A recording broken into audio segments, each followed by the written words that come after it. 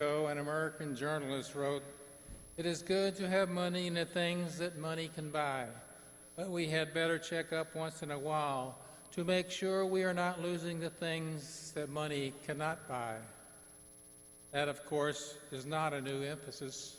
It goes back to Jesus and the apostles and even the Old Testament prophets, but it seems to have special application to our day. There is urgent contemporary need of its recovery. Ours is one of the most financially minded eras in history. We need to measure and evaluate everything in terms of the economics. Paul Harvey, on one of his broadcasts, said, quote, "All of the things Americans used to pray for, now they pay for. Having trouble with juvenile delinquency, a generation of parents terrified by their own children. Don't discipline them. Don't teach them moral and ethical values. Spend money." Our New York senator estimated that in his state, $30 million ought to do it. Having financial problems, personal, corporate, and city budgets stretched to the breaking point? Don't discipline yourselves. Run to Washington with a tin cup and a pair of dark glasses. Having health problems, heart disease and cancer on the increase? Don't condition your bodies. Don't get an annual checkup. Don't stop smoking. Send in a contribution to the Heart Association or the Cancer Society. Money can fix anything, unquote. Now, it would, of course, be foolish for us to underrate the importance of the economic side of life. In our modern world, money is not simply money. Money is food on a table and a roof over our head. It is education for the children and books and music. It is help for those we love in time of sickness.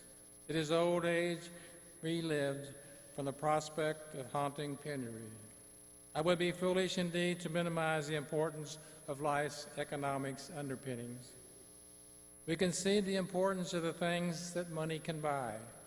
Yet in the long run, it is the things that money cannot buy that determine the quality of life. The young man in our gospel reading for today failed to see that. He was very wealthy. No doubt he had all of the things that money could buy in that first century world, but in his obsession with economics, he lost the eternal quality of life. Have you ever considered that the deepest differences between persons lies in the things that money cannot buy? Our gospel presents an unusual spectacle. A rich man of the ruling class kneeling in the presence of a peasant carpenter. The real differences between these two men had nothing to do with money or any of the things that money can buy. They had to do with the quality of life, and you cannot buy that with any amount of money. The real differences between people are always that way. Here is a man who is restless, irritable, and aimless, without peace, without poise, weak in temptation, unstable in strain. Here is another man who is steady and reliable, aware of his responsibilities, always at his post. You can depend on him day after day. That difference has nothing to do with money. Stability cannot be bought. As we study the lives of individuals, always the same truth emerges. A life that has repelled friendship versus a life whose genuine goodwill has won affection and surrounded itself with friends. A life that is bitter and cynical versus a life that lives today with gratitude and faces tomorrow with hope. Such contrasts constitute the deepest differences between persons. And not one of them can be explained in terms of money. You cannot purchase in any market genuine affection or deathless hope. They lie in the realm of things that money can't buy. Our gospel says a second thing, and it is that we need to reevaluate our concept of success. Most of our modern measurements would have labeled Jesus a failure and the young ruler a success. After all, one of them had great riches, and the other one had no place to lay his head. If they lived in our time, one would be written up in financial journals, and the other would be ignored. One would belong to the country club, and the other would have difficulty getting in the door.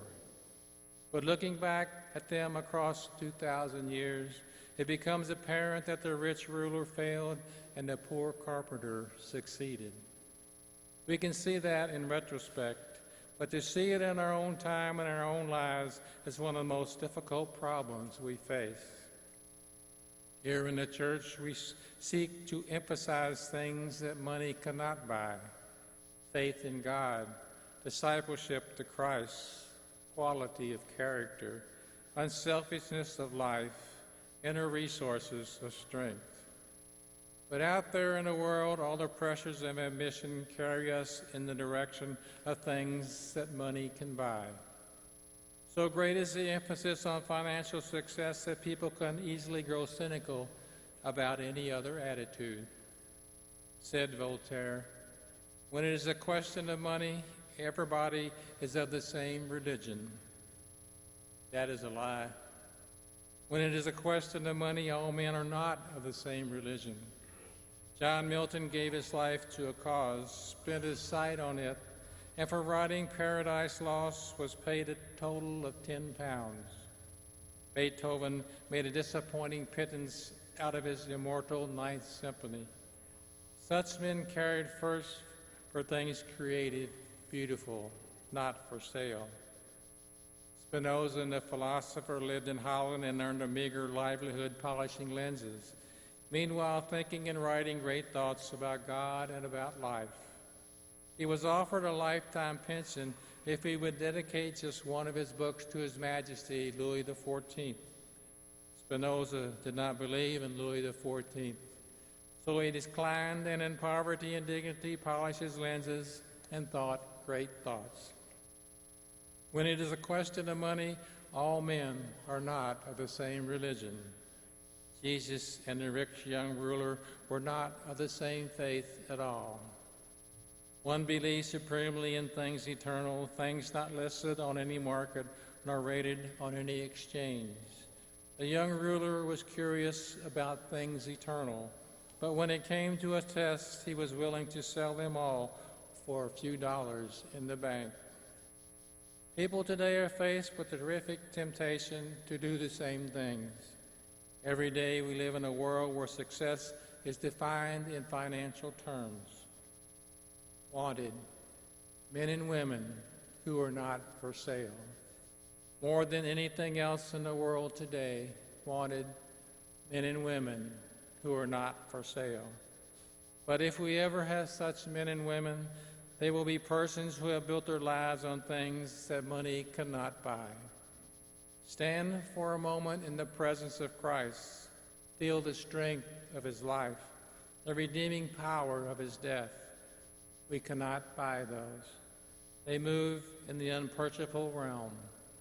And all the finest contributions to ourselves and to our world have come this far from lives that were not for sale. So the whole weight of the gospel presses home our truth.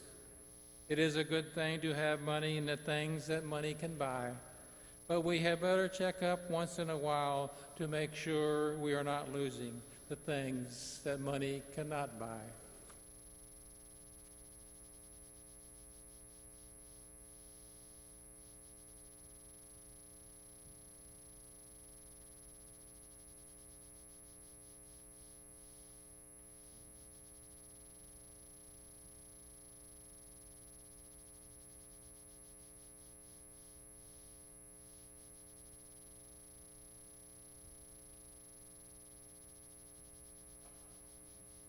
And let us gather our prayers and petitions together and offer them to our God. For the Church, may the Lord continue to bless her and protect her from all evil. Let us pray to the Lord. Lord, hear our prayer. For all nations and peoples, may the peace of Christ turn all swords into plowshares, resulting in healing and reconciliation. Let us pray to the Lord. For the success of the Catholic Services Appeal, that through our generosity the local church may save others and share the good news of Christ, let us pray to the Lord. Lord, hear our prayer. For the newly baptized, may they follow in the footsteps of Christ all the days of their lives.